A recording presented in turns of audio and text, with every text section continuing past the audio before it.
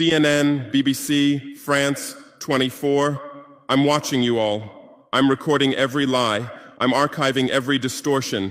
I am Ibrahim Traore, and today I'm pulling off your masks.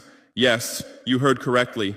I, whom you call a young military junta leader, whom you brand as a dangerous radical, whom you serve up as an anti-Western dictator, am now telling you the truth. And this time you cannot turn off your microphones. This time you cannot turn away your cameras. This time your editors cannot cut this speech, because the world you monopolize no longer exists. Because millions will hear these words now, without passing through your filters, without being subjected to your distortions, without being muddied by your lies. I am 34 years old. Every day of my life, I grew up with your lies. As a child, I would watch Africa on television. Always the same images. Children with flies, dry lands, weapons, death. This is Africa, they told us. This is what Africa is. And we believed it. We were ashamed of ourselves. We were ashamed of our own lands, of our own people. But then I grew up. I read, I researched, I questioned, and I understood that the Africa you showed us wasn't real. The story you told us was a lie. The fate you imposed on us was a script you had written. For years, how have you portrayed Africa? How have you shown it? How have you sold it to your viewers? As if we were creatures who had no share of humanity, as if we were savages left outside of civilization, as if we were wretches waiting for you to save us. Every day, every hour, every minute, the same story plays on your screens.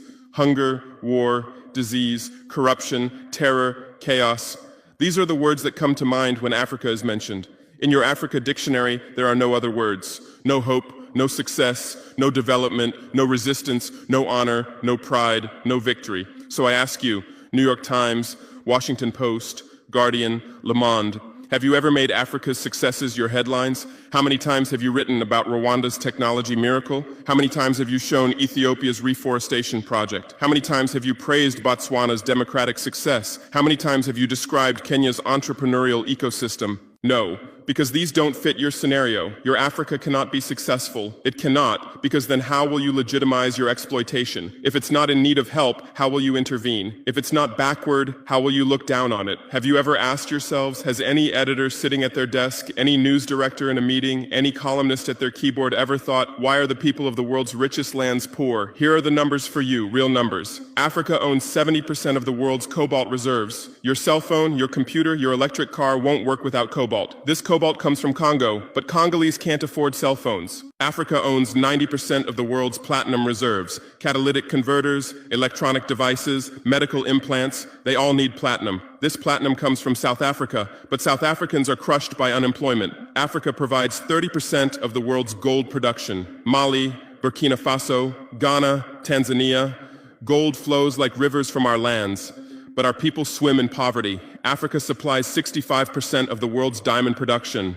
Botswana, Angola, Congo, Sierra Leone, billions of dollars worth of diamonds are extracted, but our miners live on $1 a day. Africa owns 35% of the world's uranium reserves. Niger, Namibia, South Africa. Nuclear plants run on our uranium. Paris lights burn with our uranium, but our villages have no electricity. And you still ask, why is Africa poor? No, the right question is, how was Africa kept poor while being so rich? Here's your answer. Colonialism didn't end. It changed shape.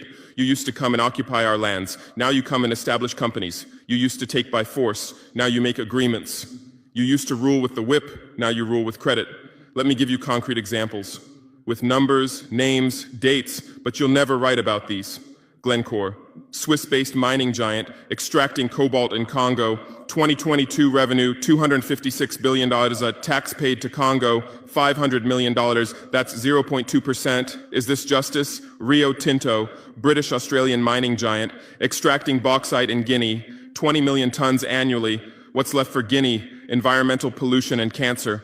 Total, now Total Energies, French oil giant, extracting oil in Angola, Nigeria, Congo. 2022, profit, $36 billion investment in Africa, dirty pipelines, Anglo-American, founded in South Africa but now in London. Diamonds, platinum, iron, taking everything. What it left in South Africa? 6 million unemployed miners. And these are just the tip of the iceberg. What about the invisible, the secret deals, the offshore accounts, the transfer pricing tricks? Every year, $88 billion in illegal money flows out of Africa. Who writes about this? Every year, $45 billion in aid comes to Africa. Everyone writes about this, but no one says Africa is not the continent receiving aid, it's the continent giving aid. While you zoom your cameras on swollen bellies, there is a huge system working silently in the background. Every day, tons of gold, diamonds, cobalt, uranium, oil leave our land. But how? Here is the system. Step 1, create corruption, bribe our leaders, open offshore accounts, promise them a life of luxury, send their children to your schools. Step 2, make deals, get 50-year, 99-year concessions, ask for tax exemptions, be exempt from environmental rules, ignore labor rights. Step 3, control the infrastructure. Take over ports, airports, railways, but only from the mine to the harbor. Don't build roads to the villages. Don't bring electricity to schools. Step 4, provide security. Set up private security companies. Arm them. Declare protesting. Step 5, silence the media.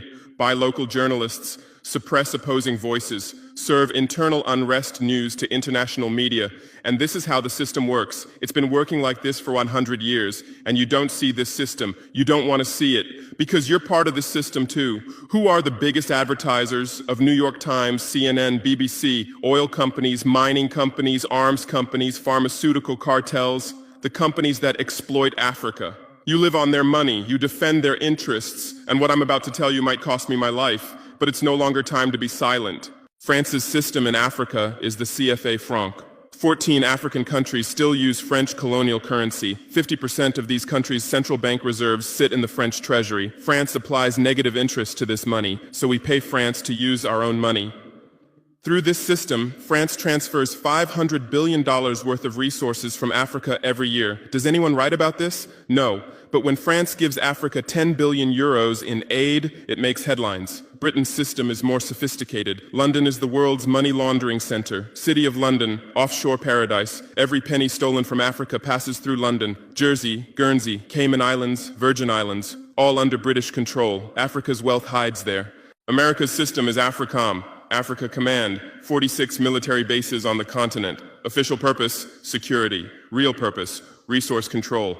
Drones in our airspace every day, listening devices everywhere.